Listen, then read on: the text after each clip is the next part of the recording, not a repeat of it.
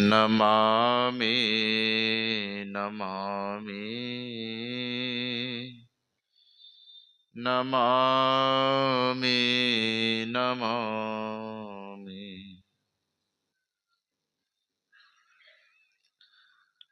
अव्यक्त रूप में विराजमान परमाराध्य सदगुरु महाराज जी के युगल पाद पद्मों में कोटि सा नमन। स्वनिवास में विराजमान अखिल राष्ट्रीय संत मत सत्संग के महान आचार्य महर्षि योगानंद परमहंस जी महाराज के चरणों में कोटि सा नमन। मधुमंगल संत समाज के चरणों में कोटि सा नमन करते हुए उपस्थित सत्संग प्रेमी महान भाव माताओं एवं भक्तिमती बहनों, प्रेम से एक बार जय जयकार करें।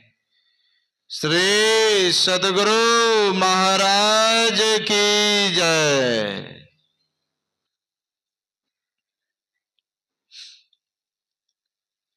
बहुत ही यह पवित्र स्थल पर यह सत्संग का कार्यक्रम हो रहा है। इसी स्थल से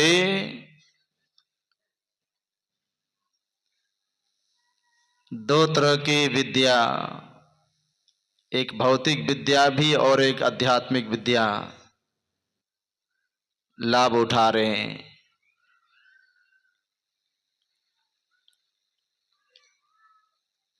क्योंकि संसार में संतों ने कहा दो तरह की विद्या है,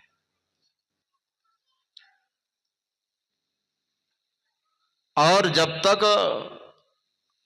भौतिक के साथ साथ जब तक आध्यात्मिक विद्या हासिल नहीं कर ले तब तक कहते हैं कल्याण उसको हो नहीं सकता है। लेकिन प्रायः लोग कहते हैं बहुमत ज्यादा जो है, लोग भौतिक जगत में भौतिक विद्या को ही अपना रहे हैं। मैंने कल भी कहा था कि भौतिक विद्या पढ़ पढ़ करके क्या हो रहा है, और परम पूज्य स्वामी सुबोधानंद जी महाराज भी कहने की कृपा किए थे। बहुत आगे बढ़ रहे हैं लेकिन उतना ही परेशान है। इसी को सर्वस्व समझते हैं। महर्षि साई स्वामी जी महाराज अपने प्रवचन में कहा करते थे, जो ऐसा समझते हैं, सोचते हैं और करते हैं कि हमको आध्यात्मिक से कोई लेना देना नहीं है, हमको तो बस भौतिक जगत से ही सब चीज हो जा रहा है, इसी से कल्याण हो जाएगा। पूज्य बाबा कहते हैं ये वैसे ही बात है जैसे पैर काट करके कोई चलना चाहता है और गला काट करके कोई जीना चाहता है। ऐसा है? संभव होगा ऐसा? पैर काट दे और चलना शुरू कर दे और गला काट दे और जीना लोग जी जाए? नहीं होगा। संसार में चलने के लिए पैर भी चाहिए, जीने के लिए गला भी चाहिए। संत महात्मा कहते हैं ठीक उसी तरह से ज्ञान भी चाहिए। ज्ञान का अर्थ सुन ही रहे थे, ज्ञान का अर्थ जानना और योग का अर्थ मिलाना। हम जो कि गुरु महाराज जी कहते हैं, हम कहां से बिछुड़ गए। जैसे मेला में मां के संग से बच्चा खो जाए तो दोनों को सुखी होता होगा, बच्चा भी खुश होता होगा, मां भी खुश। ऐसा होता है क्या? नहीं, बच्चे भी दुखी हैं, मां भी दुखी है, क्योंकि दोनों अलग होके बिछुड़ गया है मेला में।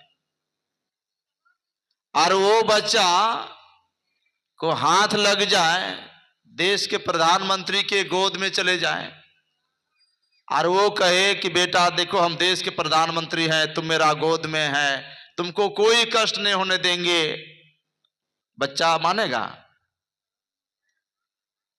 बच्चा चाहे मां बाप कितना ही गरीब ही क्यों ना हो, बच्चा सुखी तभी हो सकता है जब तक अपनी मां के गोद में न निकल जाए।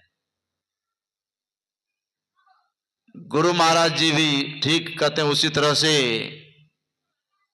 तुम उतरी परियो तम माही पीओ निशब्द में, यही ते पड़ गयो दूर चलो निशब्द में।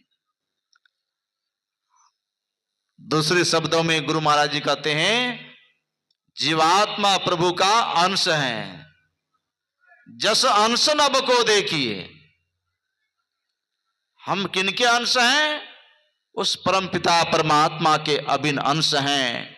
हम जब तक उससे नहीं मिल जाएं तब तक इधर कितना भी कुछ कर लें सुख से नहीं रह सकते हैं।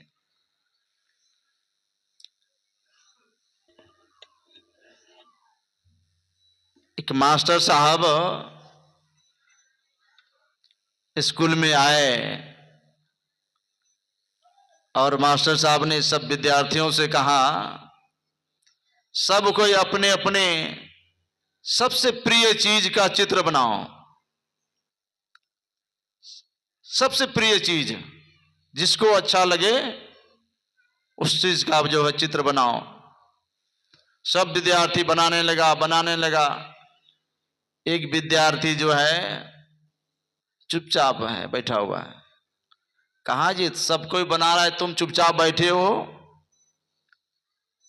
तुमको कोई चीज प्रिय नहीं है? जो प्रिय तुमको वही बनाओ, आम अमरूद जो चीज प्रिय लगता है। तो विद्यार्थी क्या कहता है, सर हमको जो चीज प्रिय है उसका चित्र ही नहीं बनता है। कहा सो कौन ऐसा चीज जो कि तुमको प्रिय है वो चित्र नहीं बनता उसका? कहा सर वो है छुट्टी। बताइए छुट्टी का चित्र बनेगा? और ये छुट्टी सबको पसंद है, किसको पसंद नहीं है? मास्टर भी वो लिस्ट देखते रहता है कि कब छुट्टी है, इस महीना में कै गो छुट्टी है। विद्यार्थी को भी छुट्टी प्रिय है, पढ़ करके नौकरी लग गया वो भी उसको भी छुट्टी प्रिय है। हम लोगों को भी छुट्टी लगता है प्रिय कि हो बाबा कितना देर तक सत्संग करेंगे, जल्दी खत्म हो जाए, भंडरा चालू होगा, भंडरा खाएंगे। यानी सबको छुट्टी ही पसंद है, लेकिन ये सब छुट्टी कितना दिन हो? हम कहते महीना में मान ली 5 गो छुट्टी लिस्ट में आया, 5 गो में हो जाएगा। संत महात्मा कहते इसको छुट्टी नहीं, छुट्टी तो संत महात्मा कहता अनंत काल के लिए जो छुट्टी हो जाए। आज दुख क्या है? गुरु महाराज जी कहते हैं आवागमन सम दुख दूजा, है नहीं जग में कोई। इसी से छुट्टी पाने के लिए हम कैसे छुट्टी पाएंगे, क्या करने से पाएंगे, इसी की जानकारी जो है इस सत्संग के माध्यम से हम आपको महापुरुषों के माध्यम से सीखने को मिलता है। तो घड़ी जाकर के चुपचाप खड़ी हो गई है, अब हमको भी चुपचाप हो जाना है। श्री सद्गुरु महाराज की जय।